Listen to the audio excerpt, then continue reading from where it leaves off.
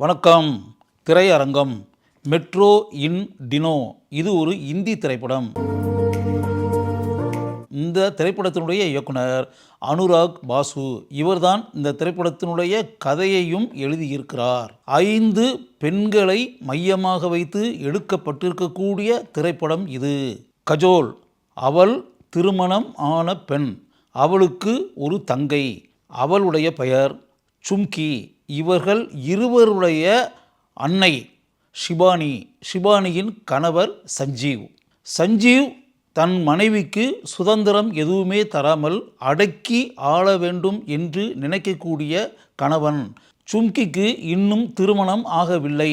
கஜோலின் கணவன் மோன்டி ஒரு ஷோக்கு பேர்வழி, பெண் பித்தன், ஜொல்லு விடக்கூடியவன்.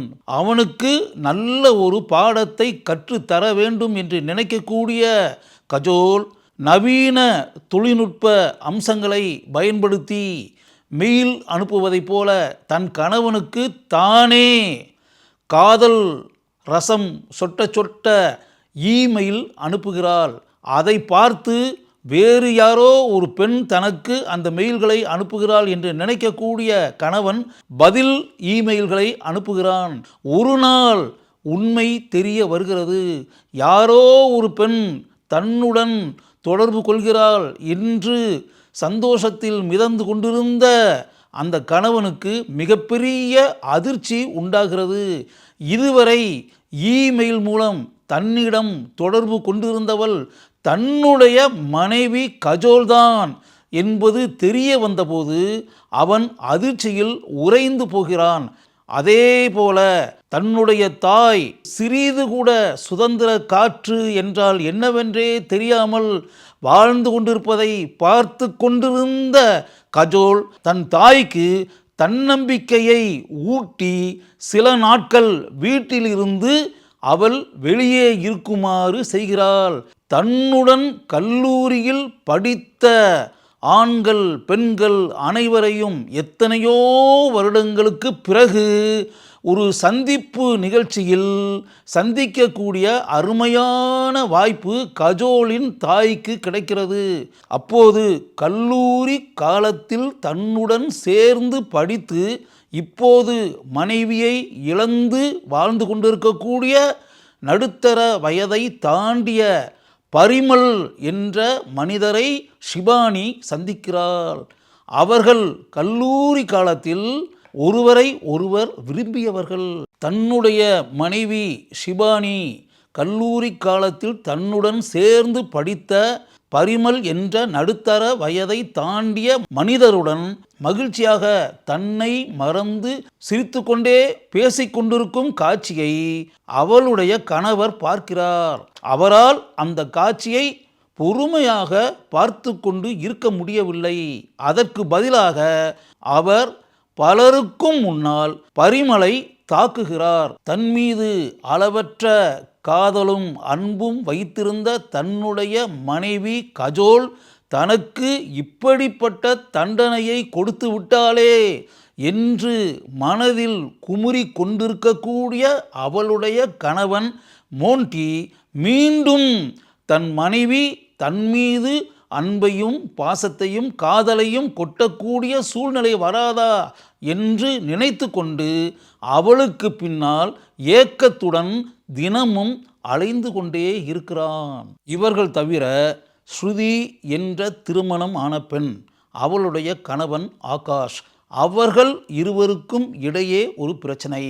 அவள் கர்ப்பம் தரித்திருக்க குழந்தை பெறுவதா வேண்டாமா என்ற மாறுபட்ட கருத்துக்களை இருவரும் வைத்திருக்கிறார்கள்.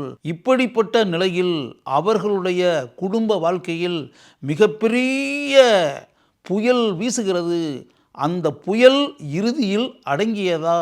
கஜோலின் தங்கை சும்கி ஒரு இளைஞனை காதலிக்க, அந்த இளைஞனும் அவளை காதலிக்க, அந்த காதல் பயணத்தில் பல பிரச்சனைகள் பல போராட்டங்கள், அவற்றையெல்லாம் தாண்டி அந்த இளம் ஜோடி தங்களுடைய காதல் வாழ்க்கையில் எந்த அளவிற்கு மீண்டும் நெருக்கமானார்கள், மீண்டும் இணைந்தார்கள் என்ற காட்சிகளும் நமக்கு முன்னால் காட்டப்படுகின்றன. மனைவியை இழந்த பரிமளுக்கு இப்போது ஆதரவு என்று இருப்பது அவருடைய அன்பு பேத்தியான ஜூனக். அவருடைய மனைவி இறந்து எத்தனையோ வருடங்கள் ஆகிவிட்டன. அவருடைய மகனும் இறந்து எத்தனையோ வருடங்கள் ஆகிவிட்டன. இத்தனை வருடங்களுக்கு பிறகு அவருடைய பாட்டி இறப்பதற்கு முன் கூறிவிட்டு சென்றாள் என்ற ஒரே காரணத்திற்காக தன்னுடைய தாத்தாவின் மீது உயிரையே வைத்திருக்கிறாள் அந்த அன்பு பேத்தி. அப்படி இருக்கக்கூடிய அந்த பேத்தியை ஒரு இளைஞன் காதலிக்கிறான். ஆனால் தாத்தாவின் மீது அளவற்ற பற்று வைத்திருக்கக்கூடிய அந்த இளம்பெண் அவனை ஏறெடுத்து கூட பார்க்காமல் இருக்கிறாள். அதை கேட்க நேர்ந்த பரிமல் மனதிற்குள் கவலைப்படுகிறார். தன்மீது அவளுக்கு வெறுப்பு உண்டாக வேண்டும் என்பதற்காகவே சில காரியங்களை செய்கிறார். அப்படி அவர் செய்த அந்த காரியங்களின் மூலம் அந்த இளம்பெண்ணின் மனதில் சில மாற்றங்கள் உண்டாகின்றன. அந்த மாறுதல்களை பார்த்து உண்மையாகவே பரிமல் சந்தோஷப்படுகிறார். படத்தினுடைய பிற்பகுதியில் ஆர்வத்துடன் சமையலில் ஈடுபட்டு கொண்டிருக்கக்கூடிய அந்த நடுத்தர வயது மனிதரின் மீது நமக்கு அளவற்ற அன்பும் பரிதாப உணர்ச்சியும் உண்டாகிறது என்பதுதான் உண்மை. படம் முழுக்க வரக்கூடிய கஜோல் என்ற அந்த அருமையான கதாபாத்திரத்தில் நடித்திருப்பவர் அருமையான நடிகையான கொங்கனா சென் ஷர்மா. கனமான அந்த கதாபாத்திரத்திற்கு தன்னுடைய பண்பட்ட நடிப்பால் உயிர் தந்திருக்கிறார் கொங்கனா சென் ஷர்மா என்றுதான் கூற வேண்டும். அவருடைய அன்னை ஷிபானியாக நடித்திருப்பவர் திறமை வாய்ந்த நடிகையான நீனா குப்தா. நீனா குப்தாவின் கணவராக நடித்திருப்பவர் சாஸ்வத் சட்டர்ஜி.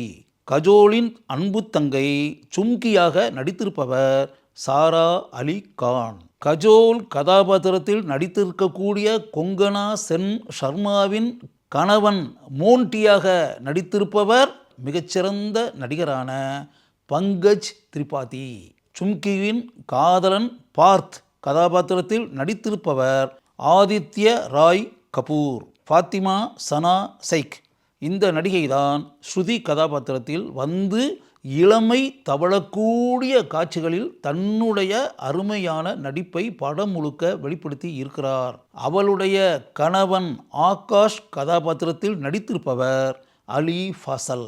பரிமல் கதாபாத்திரத்தில் நடித்து நம் அனைவருடைய உள்ளங்களிலும் ஆழமான இடத்தை பிடிப்பவர் அனுபம் கேர். தர்ஷனா பேனிக் இவர்தான் ஜினூக் கதாபாத்திரத்தில் நடித்திருக்கிறார்.